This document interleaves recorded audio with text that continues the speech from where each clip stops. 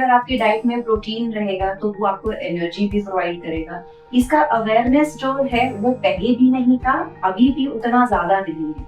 Ma'am आपने competition में win किया था।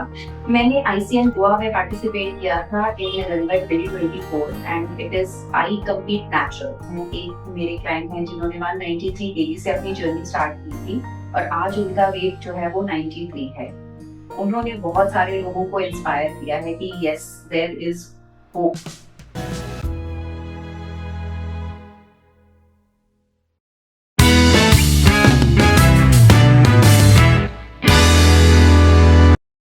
Hello everyone, welcome back to my podcast. तो मैं हूँ संगीता। तो आज के हमारे पॉडकास्ट के जो स्पेशल गेस्ट होने वाले हैं वो बहुत ही ज्यादा इंस्पायरिंग गेस्ट है। ये है एक fitness and health and wellness coach. ये हमें बताएंगे कि आज की स्ट्रेस भरी लाइफ में हम कैसे हेल्दी रह सकते हैं। तो आज हम इन्हीं से बातचीत करेंगे। तो please welcome Mrs Amandeep Kaur. तो पहले मैम बहुत बहुत स्वागत है आपका मेरे पॉडकास्ट में। Thank you so much for having me. Thank you ma'am. Ma'am आप मुझे थोड़ा सा अपने बारे में बताइए। My name is Amandeep and I am a fitness and nutrition coach. मैंने अपनी जर्नी स्टार्ट की थी एट द एज ऑफ 42 जब कोविड वाला टाइम चल रहा था। तो मैं घर पे बैठ के मुझे लगा था कि कुछ ना कुछ एक्टिविटी करनी चाहिए, तो घर पे मैंने थोड़ा योगा खुद से करना स्टार्ट किया। फिर with the help of my husbands encouragement I started doing yoga course. Yoga teacher training course मैंने किया और जैसे ही वो कोर्स एंड हुआ तो मुझे लगा कि नहीं, कुछ कंटिन्यू करना चाहिए। और मैंने एक फिटनेस इन्फ्लुएंसर की 6 पैक एब्स की फोटो देखी। उसको देखने के बाद मुझे लगा कि नहीं, मुझे ये अचीव करना है और उनके साथ डिस्कशन करके मैंने एक कोच के साथ अपनी ये जर्नी स्टार्ट की and at the age of 42 I had 6 pack abs. That is how my journey started. Ma'am starting days में आपको कितना स्ट्रगल फेस करना पड़ा अपनी फिटनेस को लेके? इनिशियली काफी स्ट्रगल करना पड़ा बिकॉज इसका नॉलेज बिल्कुल भी नहीं था। तो इनिशियली मुझे जब फूड क्वांटिफाई करके खाना पड़ता था तो पहले तो समझ ही नहीं आता था। And then protein intake suddenly introduce हुआ जिसका मुझे बिल्कुल भी अवेयरनेस नहीं था। तो वो सडन चेंजेस जो थे वो मेरे लिए काफी डिफिकल्ट हुए। लेकिन एक बार जब स्टार्ट कर दिया फिर लगा नहीं, ये जो है ये बहुत अच्छा है and I am feeling good, I am feeling confident.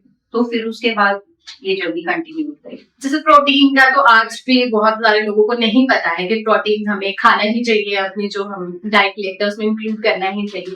तो आप उसके बारे में मुझे थोड़ा सा बताइए। प्रोटीन हमारी डाइट का पार्ट है ही नहीं। हमारी डाइट जो है प्राइमरीली कार्बोहाइड्रेट ओरिएंटेड है, जैसे कि दाल चावल रोटी सब्जी। तो वहाँ कहीं पे भी पनीर का या प्रोटीन का हम लोग नाम नहीं लेते। अगर कभी पनीर चिकन या एग हम खाते हैं तो दैट इज वेरी ओकेशनल, बहुत कम रहता है। तो गेस्ट आ गए तो बना लो। एग्जैक्टली। तो वो हमारी डेली डाइट का पार्ट नहीं है बिकॉज उसके बारे में हमें अवेयरनेस नहीं है कि प्रोटीन क्यों खाना है। और जो थोड़ा बहुत कुछ हमें नॉलेज है प्रोटीन की तो वो एसोसिएटेड है जिम गोअर्स के साथ, कि जो जिम जाता है उसी को ही प्रोटीन खाना चाहिए। लेकिन हमारी बॉडी जो है 55 to 60% प्रोटीन से बनी है। हमारे हेयर, हमारी स्किन, हमारी मसल्स, हमारे हॉर्मोन्स, हमारा इम्यूनिटी, ये सब प्रोटीन से बना है। उसको मेंटेन करने के लिए हमें प्रोटीन चाहिए। आज की बिजी लाइफ में योगा और एक्सरसाइज कितना इम्पोर्टेंट है?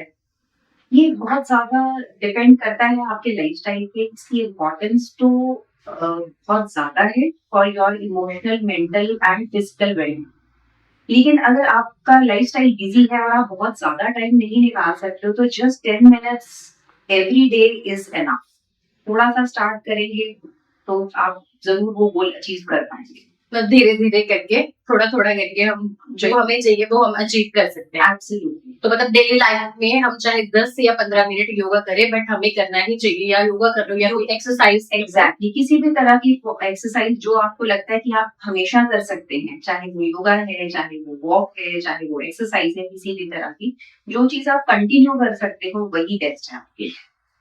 मैम अगर कोई बिगिनर है, मतलब वो चाहते हैं कि हम फिट रहना है, तो वो सबसे पहले क्या करें? मतलब उनको क्या करना चाहिए?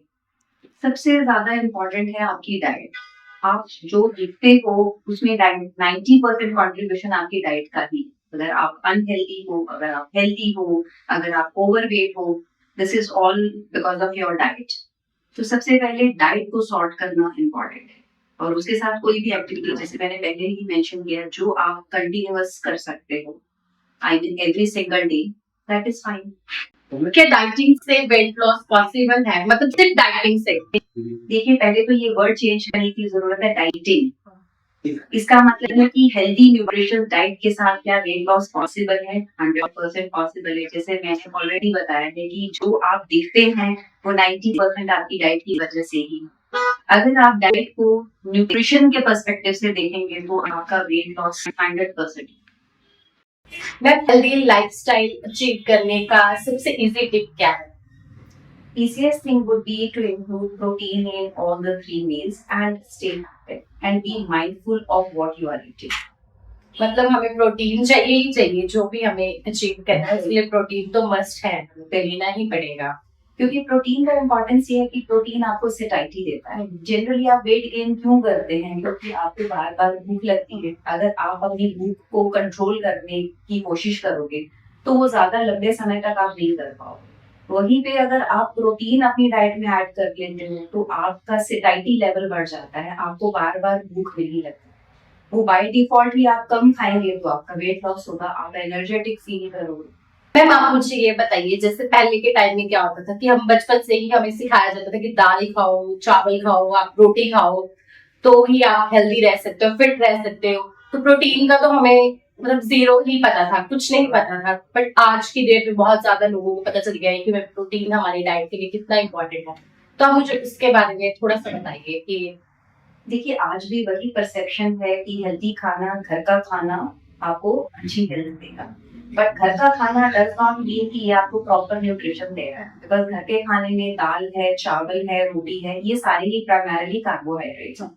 सो जब भी आप कार्बोहाइड्रेट्स खाओगे तो आपका बॉडी में ग्लूकोज लेवल्स इंक्रीज होंगे और उसको खाने के कुछ टाइम के बाद आपको एकदम से लो एनर्जी लेवल्स एक्सपीरियंस करोगे, एनर्जी क्रैश जिसको कहते हैं।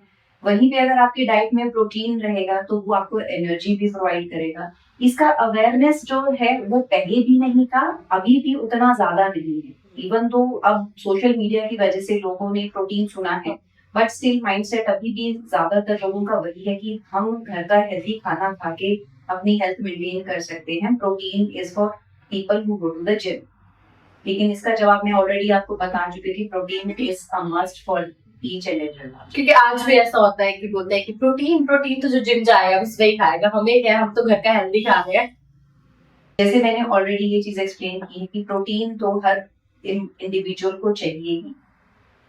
तो मैम आप मुझे ये बताइए, जैसे प्रोटीन लेने की कोई एज है क्या? बचपन से ही बच्चों को प्रोटीन आपको देना शुरू कर देना चाहिए? प्रोटीन तो छोटे होते से ही आपको देना ही चाहिए, बच्चों को भी देना चाहिए। क्योंकि बच्चा जब ग्रो कर रहा है, उसकी बोन्स ग्रो कर रही हैं, उसकी मसल्स ग्रो कर रही हैं, उसका ब्रेन ग्रो कर रहा है। सो ये सारे क्या है? टिश्यूज हैं।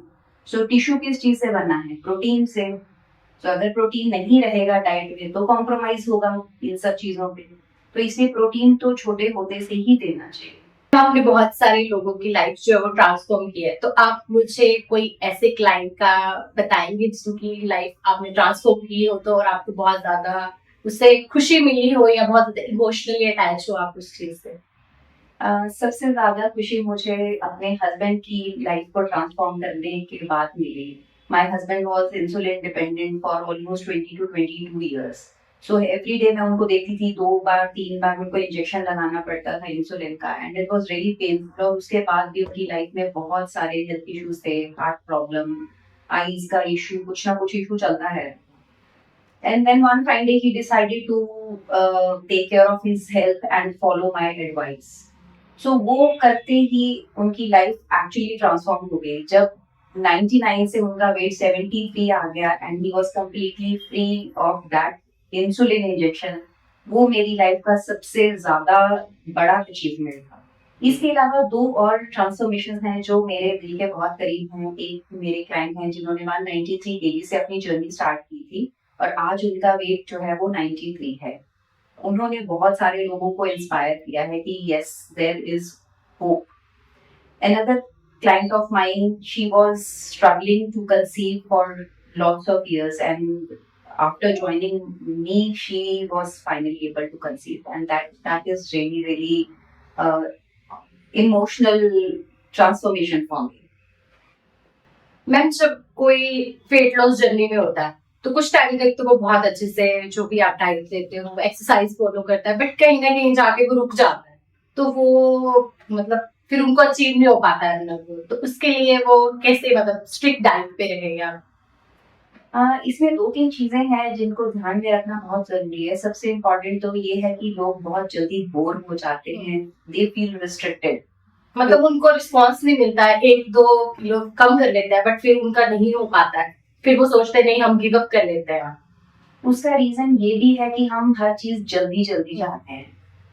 आपको ये सोचना है कि आपने ये वेट गेन कितने सालों में किया है, तो एटलीस्ट कुछ मंथ्स का पेशेंस तो चाहिए।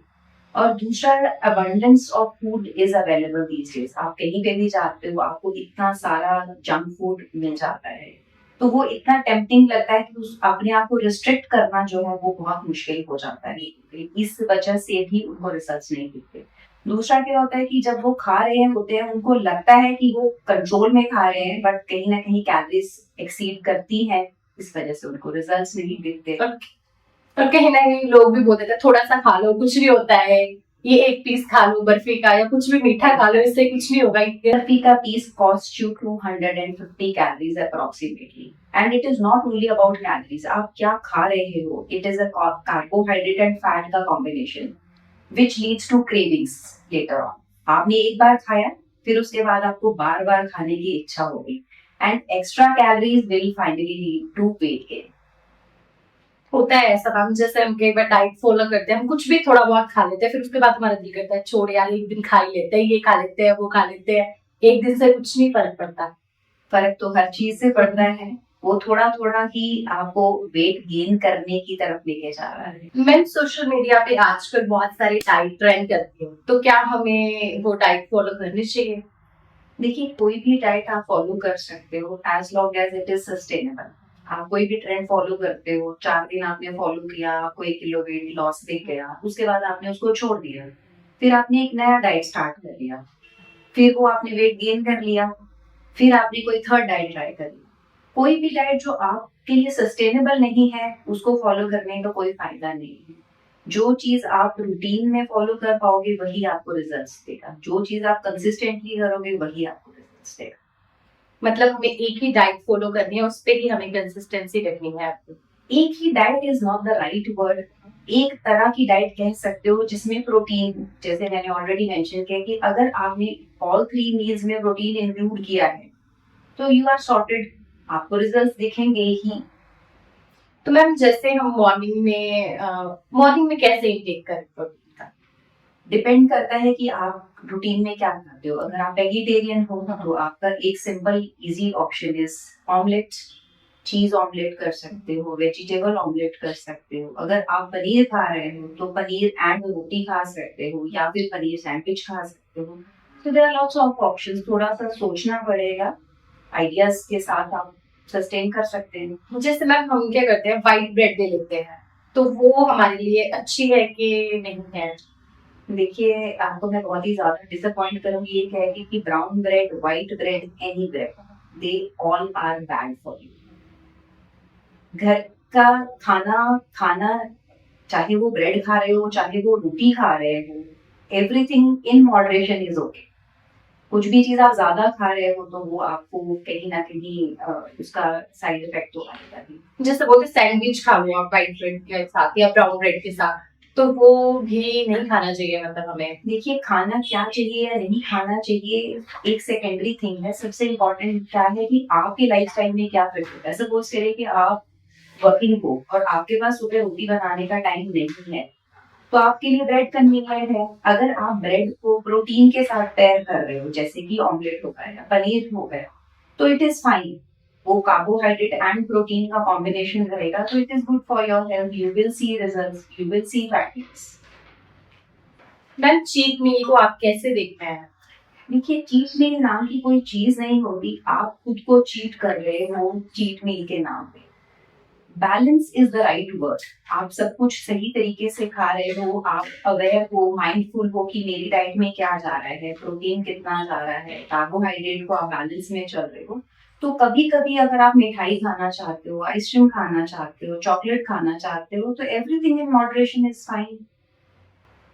मैम हम चॉकलेट खाते हैं ना, जैसे हम सोचते हैं कि हमारा जो मूड है वो थोड़ा सा ऑफ है, हम चॉकलेट खा लेंगे तो हमारा जो मूड है वो अपलिफ्ट हो जाएगा और हमारे जो मूड स्विंग्स है वो भी ठीक हो जाएंगे। तो ये आप कैसे देखते हैं कि हमें खाना चाहिए कि नहीं खाना चाहिए? देखिए, दिस इज अगेन सब्जेक्टिव।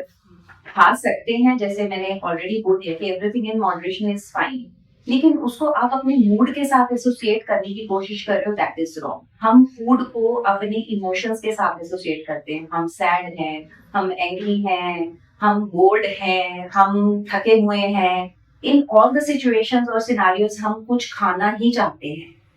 हम वॉक क्यों नहीं करना चाहते जब हम गुस्से में हैं? हम जब खुश हैं, क्या तब हम वॉक करने चले जाते हैं? खुशी में भी खाना ही है, दुख में भी खाना ही है। तो the bottom line is we need to dissociate emotions from food. Ma'am आप मुझे ये बताइए, स्ट्रेस और वेट गेन का कितना कनेक्शन है आजकल? काफी ज्यादा कनेक्शन है स्ट्रेस और वेट गेन का, बिकॉज जब भी आप स्ट्रेस्ड होते हो तो आपकी बॉडी में एक हार्मोन रिलीज होता है जिसका नाम है कॉर्टिसोल। और कॉर्टिसोल आपको मैं नटशेल में बता दूं, because it is a very long explanation behind this. But cortisol जब भी आपकी बॉडी में हाई रहेगा, आपकी बॉडी फैट स्टोर करेगी। सो स्ट्रेस लेवल्स को मैनेज रखना is very very important for fat loss. मतलब जितना कम स्ट्रेस लेंगे उतना ही हमारा जो बॉडी है वो ठीक रहेगी। देखिए, कम स्ट्रेस लेना एक ऑप्शन है, उसको मैनेज करना is a better word for this, because आजकल की लाइफ में स्ट्रेस सभी को है। लेकिन अगर आप माइंडफुलनेस प्रैक्टिस करते हो, ब्रीदिंग प्रैक्टिस करते हो, थोड़ा मेडिटेशन करते हो just for 5 minutes, you can manage the stress in a much better way. So stress manage रहेगा तो ऑब्वियसली आपका फैट लॉस भी जो है वो बेटर होगा। और मैम किसी किसी को स्ट्रेस की वजह से वेट मतलब लॉस भी हो जाता है बहुत सारा। हाँ, वो हर एक का अलग अलग रिस्पॉन्स रहता है। कुछ लोग स्ट्रेस ज्यादा होने पे ज्यादा खाना खाते हैं और ऑलरेडी कॉर्टिसोल लेवल्स हाई होने की वजह से बॉडी फैट स्टोर करती है। कुछ लोग क्या है कि खाना बिल्कुल ही बंद कर देते हैं तो उनका वेट लॉस होना शुरू हो जाता है। तो everybody responds differently to the situation. Ma'am बिना जिम जाए हम घर पर कैसे फिट रह सकते हैं? देखिए, आपका करंट लाइफस्टाइल क्या है उसके बेसिस पे आप बहुत सारी चीजें कर सकते हो। जैसे कि आप एक पेयर ऑफ डंबल्स घर पे लेके उसके साथ एक्सरसाइज स्टार्ट कर सकते हो। आप एक सेट ऑफ रेजिस्टेंस बैंड्स लेके उसके साथ एक्सरसाइज स्टार्ट कर सकते हो। थोड़ा वॉक कर लीजिए और बाकी डाइट तो इम्पोर्टेंट है ही। आज की डेट में आप स्ट्रेस और एंजाइटी को कैसे देखते हैं? देखिए, आज की डेट में सभी का लाइफस्टाइल बहुत ही स्ट्रेसफुल है और सबको ही एंजाइटी है, लेकिन हम इसको एड्रेस करने की कोशिश नहीं करते हैं। जैसे हम रूटीन में अपनी फिजिकल एलिमेंट्स को एड्रेस करते हैं, बुखार है, जुकाम है, खांसी है, तो उसको हम एक नाम देके हम डॉक्टर के पास जाके उसका सॉल्यूशन ढूंढते हैं। लेकिन जब इमोशनल और मेंटल वेलबींग की बात आती है, it is a big taboo. हम उसको एड्रेस करना या उसके बारे में बात करना शर्म महसूस करते हैं या हेजिटेट करते हैं। हम सोचते हैं कि लोग क्या बोलेंगे, कि तुम पागल हो डॉक्टर से बात करोगे इसके बारे में। But actually good health is a combination of physical, mental and emotional wellbeing. So अगर एक भी एस्पेक्ट मिसिंग है तो आप हेल्दी नहीं हो। आप फिजिकली फिट हो, आप एनर्जेटिक फील करते हो, लेकिन अगर आप इमोशनली और मेंटली अच्छे नहीं फील कर रहे हो तो आप हेल्दी नहीं हो। तो मैम आप मुझे इसके बारे में थोड़ा सा बताएंगे कि आज की लाइफ में हम कैसे मतलब इन चीजों से थोड़ा दूर रहे, क्या करें? देखिए, इनसे दूर नहीं रहा जा सकता, because it is part of our life. उसको मैनेज करना सीखना पड़ेगा। जैसे मैंने बताया कि मेडिटेशन प्रैक्टिस करिए, चैंटिंग करिए, माइंडफुलनेस प्रैक्टिस करिए। और मैं ऐसा मानती हूँ कि इसमें हमें स्पेशलिस्ट का भी हेल्प लेना चाहिए। रेगुलर बेसिस पे स्पेशलिस्ट का हेल्प लेती रहती हूँ जब मुझे लगता है कि बहुत ज्यादा ओवरवेलमिंग हो रही है सिचुएशन और मुझसे सिचुएशन हैंडल नहीं हो रही। थर्ड पर्सन का पर्सपेक्टिव आपको काफी हेल्प कर सकता है उस सिचुएशन को डील करने में। तो अगर हमें एंजाइटी या स्ट्रेस फील हो रहा है तो हमें खुलकर बात करनी चाहिए, मतलब हमें कोई भी शर्म फील नहीं करनी चाहिए, क्योंकि आजकल की लाइफ में हर कोई इससे डील करता ही है। एग्जैक्टली क्यों शर्म करनी है? अगर हम ये चीज एक्सेप्ट करने में शर्म महसूस नहीं करते कि मुझे बुखार है, मुझे जुकाम है, मुझे खांसी है, तो इसको एक्सेप्ट करने में क्यों शर्म आनी चाहिए हमें? बिकॉज ये हमारी लाइफ का पार्ट है। इसको एड्रेस नहीं करेंगे तो इसको रिजॉल्व कैसे करेंगे? मतलब वो फिर बढ़ती बढ़ती और बहुत ज्यादा Exactly. प्रॉब्लम क्रिएट करती है। वो आपके रिलेशनशिप्स में रिफ्लेक्ट होगी, वो आपकी बॉडी में रिफ्लेक्ट होगी, वो आपके हर एरिया में रिफ्लेक्ट होगी। तो उसको एड्रेस करना और उसको मैनेज करना इज वेरी इंपॉर्टेंट। मैम घर में जो लेडीज होती है उनको अपनी हेल्थ को लेकर कितना ज्यादा मतलब कितना इम्पोर्टेंस देना चाहिए? जो घर की लेडी है उसकी हेल्थ सबसे ज्यादा इम्पोर्टेंट है, बिकॉज लेडी जो है वो सब चीजों का ध्यान रखती है, वो पूरी फैमिली का ध्यान रखती है। अगर उसकी खुद की हेल्थ अच्छी नहीं है तो वो बाकी सबकी हेल्थ का ध्यान कैसे रखेगी? अगर उसकी अच्छी हेल्थ है तो वो सबकी हेल्थ का ध्यान रख सकती है। अगर लेडी अवेयर है, उसको पता है कि न्यूट्रिशियस फूड क्या है, तो वो बच्चों का, अपने हस्बैंड का और बाकी फैमिली मेंबर्स की हेल्थ का भी ध्यान रख सकती है। तो एक फीमेल की अच्छी हेल्थ बाकी सबकी अच्छी हेल्थ का कारण बन सकती है। तो मैम आप मुझे एक जनरली क्वेश्चन बताइए, जैसे आजकल बहुत सारी लेडीज बाहर भी जॉब करती है, फिर वो आके बेचारी घर पे भी जॉब करती है, तो वो मतलब फिर कैसे अपने आप को हेल्दी रखें? देखिए, इसमें दो तीन चीजें हैं जिनका उनको ध्यान रखना है। एक तो बाकी सब मेंबर्स को अवेयर करिए, फैमिली मेंबर्स को, कि वो भी थोड़ा कंट्रीब्यूट करें, बिकॉज ये सिर्फ फीमेल की रिस्पॉन्सिबिलिटी नहीं है कि वही सब कुछ करे, कुक भी करे, बाकी का काम भी वही करे। तो ये बाकी मेंबर्स का भी रिस्पॉन्सिबिलिटी है। दूसरा, प्रेप वर्क ड्यूरिंग वीकेंड्स, जब आपका सैटरडे संडे ऑफ रहता है, उस टाइम आप अगर प्रेप वर्क करके रखते हो या किसी की हेल्प से आप प्रिपरेशन कर लेते हो, तो आपकी लाइफ काफी सॉर्टेड रहेगी। मैम आपने कंपटीशन भी विन किया था, तो आप मुझे उसके बारे में बताइए, बॉडी बिल्डिंग का, कि वो क्या था? मैंने आईसीएन गोवा में पार्टिसिपेट किया था इन नवंबर 2024 and it is I compete natural. It is a body building competition.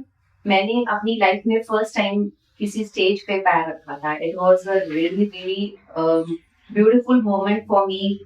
I was elected, next level of confidence. मैं उसके बारे में बहुत ज्यादा तो आपको डिस्क्राइब नहीं कर सकती, but it was completely different experience for me. And first time ever मैंने बिकिनी पहनी। मैं अपनी लाइफ में कभी इमेजिन भी नहीं कर सकती थी कि मैं बिकिनी पहन के स्टेज पे चढ़ सकती हूँ। And I won 5 gold medals, 1 silver and 2 fourth place out of 8 positions that I participated. Okay, तो मैम जब आपने ये विन कर लिया तो घर वालों का और फैमिली का क्या रिएक्शन था? My Elder daughter was with me. उसका काफी ज्यादा सपोर्ट था मुझे, और वो बहुत ही ज्यादा एक्साइटेड और खुश थे। एंड मेरे हस्बैंड का कंट्रीब्यूशन तो मतलब मैं वर्ड्स में डिस्क्राइब ही नहीं कर सकती। It all happened because of him only. वही ना, क्योंकि अगर हस्बैंड ही साथ में दे तो आप वहां तक तो पहुंचेंगे। एग्जैक्टली। इनफैक्ट मेरे हस्बैंड ने ही मुझे मोटिवेट किया कि यस तुम कर सकती हो, तुम पार्टिसिपेट करो। उनका सपोर्ट तो बहुत ही ज्यादा है हर चीज में। आपका कंपटीशन था, इसकी तैयारी मतलब कितने टाइम तक चली, कितने मंथ तक? हाँ, इसका प्रिपरेशन ऑलमोस्ट मैंने 1 साल तक किया है। आई स्टार्टेड इन जनवरी 2024 और फिर एंड में था कंपटीशन। साल की तैयारी। तो आपको ये पता कैसे चला इस कंपटीशन के बारे में? जब मैंने पहले अपना 6 पैक ऐप का जर्नी स्टार्ट किया था, तो उस टाइम जो मेरे बॉस थे उन्होंने मुझे एनकरेज किया कि yes you can do this and you should do this. तो आपको शुरू में लगा कि मैं कर सकती हूँ? बिल्कुल भी नहीं। इट वाज इन 2022 जब उन्होंने मुझे सजेस्ट किया था, एंड आई वाज लाइक ये बंदा क्रेजी है, ऐसा तो पॉसिबल ही नहीं है। I could not even imagine कि मैं ये कर पाऊंगी। बट वो दिमाग में कहीं एक ना कीड़ा घुस गया था कि हाँ मुझे करना ही है। तो बस उस दिन से मैं कहीं ना कहीं मेरे मन में था। फिर मैंने अपने हस्बैंड के साथ डिस्कस किया and he was like okay, नहीं करना है तो जरूर करो, तो यू कैन डू इट। तो उनका मोटिवेशन था, उनका हेल्प था, मैं फाइनली ये कर पाई। तो बहुत बहुत congratulation ma'am. Thank you so much. Ma'am जब आपका नाम एज ए विनर अनाउंस हुआ तब आपको कैसा फील हुआ?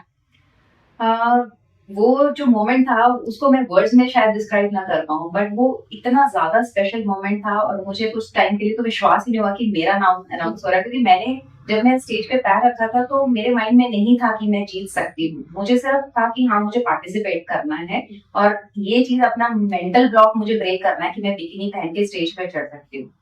बट जब वो विनर का नाम अमनदीप कौर अनाउंस हुआ तो that was the moment for me and I was so happy. वो तो आपको कभी लाइफ में भूलेगा भी नहीं? बिल्कुल भी नहीं, बिल्कुल नहीं। That was special for me. और हस्बैंड का क्या रिएक्शन था उसमें? आप वो उस टाइम मेरे साथ नहीं थे, but he was really happy for me. और उसके मतलब उस टाइम आपके साथ कौन था वहाँ पे? मेरी डॉटर। तो उनके लिए तो बहुत ही प्राउड फील हो रहा होगा कि मम्मा को इतनी बड़ी अचीवमेंट मिली है लाइफ में। उसको भी स्टेज पे बुलाया गया और she was really proud of her mother. अगर कोई मतलब लड़की या कोई लेडी इस फील्ड में जाना चाहती है बॉडी बिल्डिंग की, तो आप उनको क्या एडवाइस देना चाहोगे? मैं उनको ये बोलूंगी कि उनको ये सब सोचना छोड़ देना चाहिए कि लोग क्या बोलेंगे, और उनको अपनी जर्नी इमीडिएटली स्टार्ट कर लेनी चाहिए। मैम आज की डेट में हम लोग सोचते हैं कि जो शुगर है हम कम्प्लीटली अवॉइड कर देते हैं, उससे हम पतले हो जाएंगे, तो वो सच है कि वो भी एक मिथ है? देखिए, कंप्लीटली एलिमिनेट करने की जरूरत नहीं है। आप क्या खा रहे हो उसके लिए माइंडफुलनेस क्रिएट करना बहुत जरूरी है। आप शुगर एलिमिनेट कर दो, लेकिन आप चिप्स खा रहे हो, बाहर का खाना खा रहे हो जिसमें ऑलरेडी ये सब कुछ रह रहा है, तो उसका कोई फायदा नहीं है। थोड़ा सा मॉडरेशन में अगर आप शुगर ले रहे हो, इट्स फाइन। शुगर की जगह अगर आप उसको जैगरी से सब्स्टिट्यूट कर रहे हो या हनी से सब्स्टिट्यूट कर रहे हो, तो बात तो वही है, मीठा तो जा ही रहा है। कैलोरीज तो मतलब जा ही रही है हमारे अंदर। It is not only about calories, ये प्योर शुगर है। बॉडी में जाते ही सीधा ग्लूकोज लेवल्स आपके स्पाइक होंगे, और ये बॉडी के लिए अच्छा नहीं है। मतलब अगर हम वेट लॉस पे हैं तो हमें ये चीजें भी अवॉइड करनी चाहिए, मतलब हनी भी हमें अवॉइड करना चाहिए। देखिए, हर चीज मॉडरेशन में आपको सही रहेगी। आप अगर थोड़ा सा शुगर ले रहे हो और बैलेंस में चल रहे हो, तो इट इज फाइन। मैं फिटनेस जर्नी स्टार्ट करने की क्या कोई एज होती है? देखिए, जब जागो तभी सवेरा। जब आपको समझ में आ जाए कि हाँ, मुझे अपनी हेल्थ का ध्यान रखना है, आप उसी दिन से स्टार्ट कर सकते हैं। आपकी एज कितनी भी हो, चाहे आप 10 इयर्स के हो या फिर आप 60 इयर्स के हो। मैम हमें बच्चों को फिटनेस जर्नी कब से स्टार्ट करवानी चाहिए, मतलब किस एज में हमें बच्चों को लगा देना चाहिए कि चलो अब तुम अपनी हेल्थ पे ध्यान दो? देखिए, सबसे पहले तो पेरेंट्स की अवेयरनेस जरूरी है, क्योंकि पेरेंट्स अगर हेल्दी खाना खा रहे हैं तो बच्चों को आपको ये समझाना नहीं पड़ेगा कि बेटा ये मत खाओ, वो खाओ। वो आपको देखेंगे और वो खुद से सीखेंगे, तो वो बिल्कुल बिगिनिंग से ही उनकी जर्नी स्टार्ट होगी। दूसरा, आप खुद एक्टिव रहोगे तो बच्चा आपके साथ एक्टिव रहेगा, तो उनकी जर्नी तो साथ में ही स्टार्ट हो जाएगी। भाई अगर वो पेरेंट्स को देखेगा कि वो अच्छा खा रहे हैं और वही रेगुलर जो है, आजकल बहुत सारी मदर्स ऐसी होती है जैसे बच्चा उनका नहीं नाम अच्छा खाता है, तो वो क्या करती है कुछ अलग से बना के दे देती है कि हमारा बच्चा तो नहीं खा रहा है, चलो मैगी दे देते हैं, पिज्जा मंगवा के देते हैं, तो एटलीस्ट कुछ तो खा रहा है। तो आप उसको कैसे देखते हैं? देखिए, बात वही है कि अगर हम बच्चे को समझाएंगे नहीं और खुद भी वो चीज फॉलो नहीं करेंगे, तो बच्चा ऑब्वियसली इजी वे आउट सबके लिए ही इजी ऑप्शन है। तो अगर हम इजी वे ढूंढ रहे हैं कि चलो कुछ तो खा ही रहा है, बट हेल्थ के ऊपर हमारा ध्यान नहीं है, तो इसका कोई सॉल्यूशन नहीं है। अल्टीमेटली हमें पहले ये समझना है कि बच्चे के लिए क्या सही है। बच्चा अगर कुछ भी चीज डिमांड कर रहा है और वो बच्चे के लिए सही नहीं है, तो आप एज अ पेरेंट उसको प्रोवाइड कर रहे हो, तो ये आपकी गलती। वही, क्योंकि बच्चा तो उसको तो कुछ नहीं पता है क्या हेल्दी है क्या अनहेल्दी है, वो तो आप जो उसको लाके दे दोगे वो तो वो खा लेगा। बट आजकल तो बहुत सारी मदर्स ऐसी है जो अपने बच्चों की काफी ज्यादा हेल्थ को लेके ध्यान रखती है। एग्जैक्टली, इसीलिए मैंने कहा कि घर की फीमेल जो है, अगर वो अवेयर है तो पूरी फैमिली की हेल्थ अच्छी रहेगी। मैम आजकल बहुत सारी लेडीज को पीसीओडी है, तो उनके लिए आपकी क्या एडवाइस है? देखिए, अल्टीमेटली एडवाइस हेल्थ के लिए जो है वही सेम एडवाइस पीसीओडी के लिए। अल्टीमेटली डाइट पे ही ध्यान देना पड़ेगा। Protein rich diet will always help, and activity जितना भी वो कर पाए, चाहे वो वॉक हो, चाहे वो थोड़ा सा एक्सरसाइज हो, उनका सिचुएशन इम्प्रूव हो। मतलब अगर हम प्रॉपर डाइट लेते हैं, एक्सरसाइज करते हैं, तो हम पीसीओडी जैसे जो भी है हम उससे हमें काफी हद तक हेल्प मिल जाती है, हम ठीक हो जाते हैं। 100%। मेरे बहुत सारे मेंटीज ऐसे हैं जिनको पीसीओडी का प्रॉब्लम था, उनका वो बिल्कुल 100% सही हो गया है with diet and activity. Ma'am एक मेरे माइंड में क्वेश्चन और था, मैंने बहुत जगह ये चीज देखी है, बोलते हैं कि जैसे हम बीमार होते हैं, कोई भी बीमारी हम होते हैं, तो हमें जो हम ये दाल रोटी खाते हैं, मतलब ये हमें बिल्कुल ही स्किप कर देना चाहिए। तो हमें प्रॉपर अपने जो है मतलब वेजिटेबल्स पे आ जाना चाहिए, अपने सैलेड्स वगैरह पे आना चाहिए, तो उसका क्या आप देखते हैं? देखिए, as per my understanding and this is what science says कि कच्चा खाना जो है वो बॉडी के लिए या गट के लिए डिफिकल्ट टू डाइजेस्ट है। अगर आप बीमार हो, आपका सिस्टम ऑलरेडी लो है, और उसके ऊपर आप कच्ची सब्जियां डालोगे, तो वो उसके लिए और ज्यादा लोड बढ़ जाएगा। बेटर वे इज कि लाइट खाना खाएं, जो हमारे पेरेंट्स भी बोलते थे या हमारे दादा दादी भी बोलते थे कि हल्का खाना खाइए, मतलब जैसे खिचड़ी खा ली। एग्जैक्टली। ज्यादा दलिया खा लिया। से चावल डाल के आप खिचड़ी खाइए, दही लीजिए, बिल्कुल हल्का खाना खाइए और ज्यादा रेस्ट कीजिए। जितना आप रेस्ट करेंगे, आपकी बॉडी जल्दी रिकवर करेगी, and then as soon as you recover, come back to your normal diet. तो मैम मेरा आपसे एक पर्सनली क्वेश्चन था कि आप मतलब आपने अपने आप को कैसे फिट रखा है इस एज में? तो उसका सिंपल मंत्रा ये है कि आप हेल्दी और न्यूट्रिशियस खाना खाएं और अपने आप को एक्टिव रखें, तो आप भी इसी तरह का मेंटेन कर सकते मतलब हमारी जो एज है वो रिवर्स हो सकती है अगर हम अच्छा खाना खाएं और एब्सोल्युटली हेल्दी रहे। क्योंकि जो फूड आप खा रहे हो वही आपको यंग भी दिखा सकता है और वही फूड आपका एजिंग का कारण भी बन सकता है।